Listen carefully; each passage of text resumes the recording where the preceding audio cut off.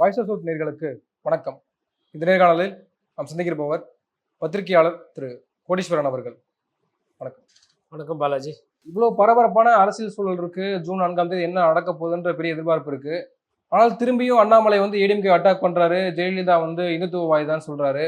இப்போ ஜெயக்குமார் அதுக்கு பதிலடி கொடுக்குறாரு. பிஜேபி விட ஒரு மோசமான கட்சி இருக்க முடியாதுன்னு சொல்ற அளவுக்கு போயாச்சு. ஏன் திரும்பி அண்ணாமலை இந்த கையில் எடுத்தாரு நினைக்கிறீங்க? அதாவதுங்க, அண்ணாமலை போன்றவர்கள் இல்லை பாரதிய ஜனதா கட்சியில் இருக்கவங்க இன்னமும் நம்புறாங்க, தீர்க்கமாக நம்புறாங்க. அது அவங்க நம்பிக்கை. அந்த நம்பிக்கைக்கு அவங்களுக்கு 100% தகுதி இருக்குது, உரிமை இருக்குது, அதற்கு உண்டான பிளாட்ஃபார்மும் இருக்குது. திருப்பி வந்துடும், நம்ம பிஜேபி திருப்பி வந்துடும், மோடிஜி வந்துடுவார். மோடிஜி வந்தோடனே இந்த முறை தமிழ்நாட்டை உடைச்சி 2026லனா நம்ம உள்ளே பூரணும். அதற்கு இந்த அதிமுக சொல் பேச்சு கேட்காத பழைய கூட்டணி தலைவரை அதிமுக ஒரு வழி பண்ணணும் அப்படின்ற அந்த பகை மனசில் இருக்குது. அம்மையார் ஜெயலலிதாவுக்கும் உங்களுக்கும் என்ன சொந்தம், என்ன பந்தம்? அம்மையார் ஜெயலலிதா ஜெயிலுக்கு போனப்போ நீங்களாம் ரோட்டில் நின்னீங்களா? அம்மையார் ஜெயலலிதா அதுக்கு முன்னாடி ஜெயிலில் இருந்தப்போ மண் சோறு சாப்பிட்டாங்க. அம்மையார் கோகுலேந்திராலாம் அமைச்சராக இருந்தப்போ மண் சாப்பிட்டாங்களே. அப்போ கூட போய் நீங்களும் அம்மன் கோயிலில் உட்காந்து மண் சோறு சாப்பிட்டீங்களா? இல்லை பூச்சட்டி தூக்குனீங்களா? வளர்மதி அவர்கள் பூச்சட்டிலாம் தூக்குனாங்க, அப்போ நீங்கள் தூக்குனீங்களா? நீங்கள் அப்போல்லாம் சீன்லேயே கிடையாது. இல்லை அவர்களோட கூட்டணி, அவர்களோட அது மாதிரி எதனா ஒரு நட்பு கிட்பு பாராட்டினீங்களா? எதுவுமே கிடையாது. அப்புறம் இன்னைக்கு திடீர்னு அவங்க இந்துத்துவா தலைவர்னா ஏன் இவர் காஞ்சியில் மடாதிபதியை அரெஸ்ட் பண்ணாங்களா? அப்போ சொன்னீங்களா அவங்க இந்துத்துவவாதின்னு? சொல்ல வேண்டியதானே. ஏன்னா உண்மையான இந்துத்துவவாதி கடுப்பாக இருப்பான். எங்கள் மடாதிபதியை அரெஸ்ட் பண்ணி கைது வச்சுக்கிறாங்க, யாருப்பா அது இந்துத்துவான்றது? சுப்பிரமணிய சாமி சொல்கிறாரு அவங்க இந்துத்துவவாதிலாம் கிடையாது, அவங்க இந்து மதத்தை நம்புகிற ஒரு அரசியல்வாதி. சுப்பிரமணிய சாமி கிட்ட போயிட்டு நீங்கள் சொல்லுங்களேன், நீங்கள் அவர் தெளிவாக இருப்பார், நான் இந்துத்துவவாதி தான், நான் ஆர்எஸ்எஸ்காரன் தான் சொல்லுவார்.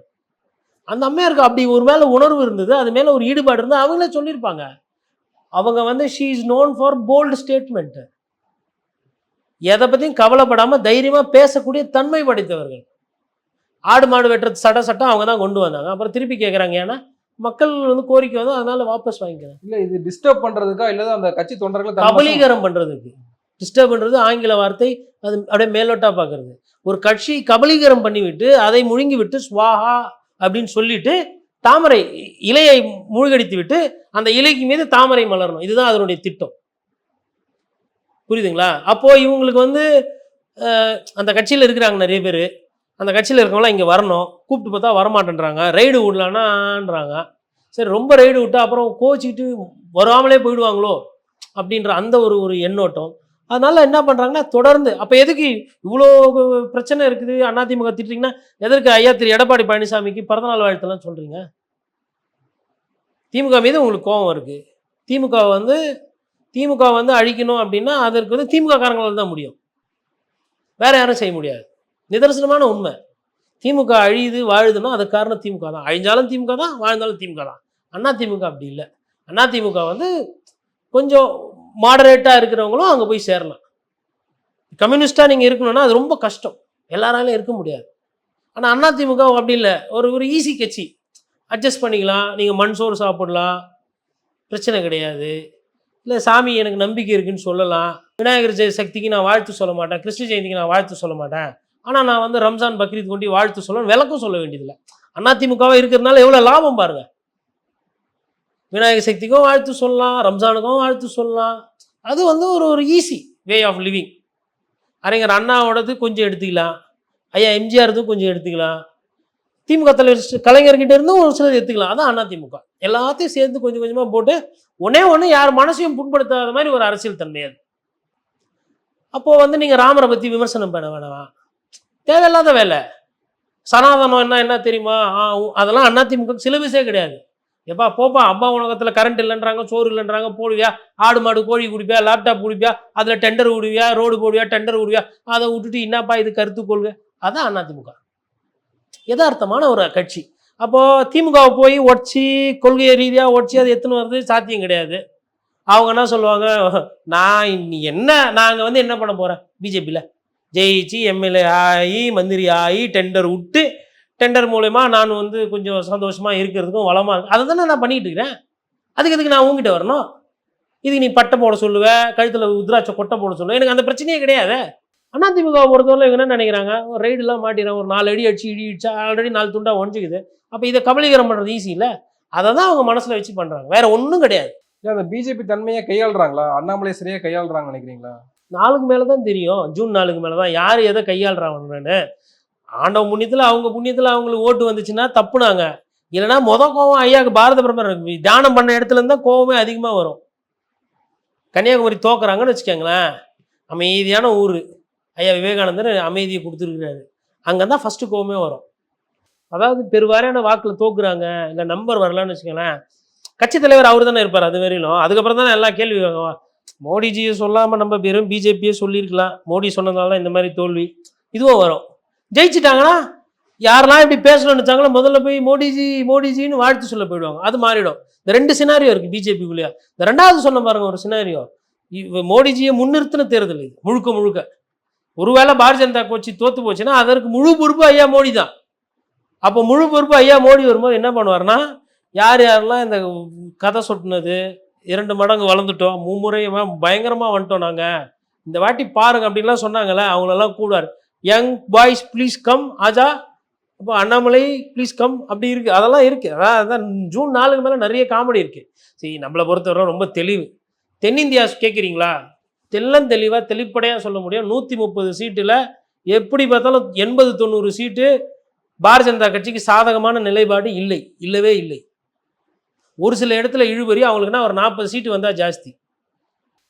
அது கூட இப்போ தெலுங்கானால ஆந்திராவில் அவங்க இப்போ சந்திரபாபு நாயுடோட கூட்டணி வைத்திருக்காங்க. இன்னொரு சிக்கலில் அவங்க மாட்டியிருக்காங்க. சும்மா இல்லாமல் ஐயா தமிழ்நாட்டை சேர்ந்த ஐயா பாண்டியன் அவரை வெறுப்பேற்றி இது பண்ணி ஒரு வெறுப்பு நிலை கொண்டு வந்துட்டாங்க. இப்போ ஒருவேளை நவீன் பட்நாயக் அங்கே ஜெயிக்கிறார் இந்திய கூட்டணிக்கு, இது வந்து ஒரு நற்செய்தி இந்திய கூட்டணிக்கு. ஒருவேளை அவங்களுக்கு தேவைப்படுற நம்பர் கிடைக்கல, சிக்கல் இருக்குன்னு வச்சுக்கலேன், பாண்டியனும் நவீன் பட்நாயக்கும் உட்காந்து ஐயா உங்களுக்கு உடம்பு சரியில்லை, 2மே பண்ண முடியுதுல. ஒரு பக்கம் தமிழர்களுக்கு இடம் கொடுக்கறதா இடம் கொடுக்க கூடாது அப்படின்னு ஒரு பக்கம் பிரச்சாரமும் பண்றாங்க. ஆனா அதே தமிழ்நாட்டுக்கு வந்து வழிபாட்டு தளத்துக்கும் வராங்க. அரசியல் மிக மோசமான அரசியல். ஐயா பாண்டியன் அவர்களை முதலமைச்சராக அங்கே நிறுத்தல, அவர் வந்து கூட இருக்கிறாரு, அரசியல் வாரிசா வருவார் இருக்கலான்ற ஒரு பேச்சு இருக்கு. அதை முடிவு பண்றது ஒரிசா மக்கள், அவங்க முடிவு பண்ணோம் வேணுமா வேணும். இன்னைக்கு நாங்க எங்க ஐயா ரஜினிகாந்த் அவர்கள் அவர் போயிட்டாரு, இவ்வளவு பிரச்சனைக்கு நடுவில் இமயமலைக்கு போயிட்டாரு. ஐயா மோடி இங்க வராரு, இவர் இமயமலைக்கு போறாரு, சித்தர் மாதிரியே தியானம் பண்றது. ரைட்டு, போயிட்டு வாங்க, சந்தோஷமா பண்ணிட்டு வாங்க. இன்னைக்கு ஐயா ரஜினிகாந்தை யார் சூப்பர் ஸ்டார் ஆக்கணும், நம்ம ஆக்கணும். இன்னைக்கும் அவரை பிடிக்கும், நமக்கு அவரை நேசிக்கிறோம், அவர் நடிப்பு பிடிக்குது, அவர் ஆக்ஷன் பிடிக்குது, ஸ்டைலு பிடிக்குது.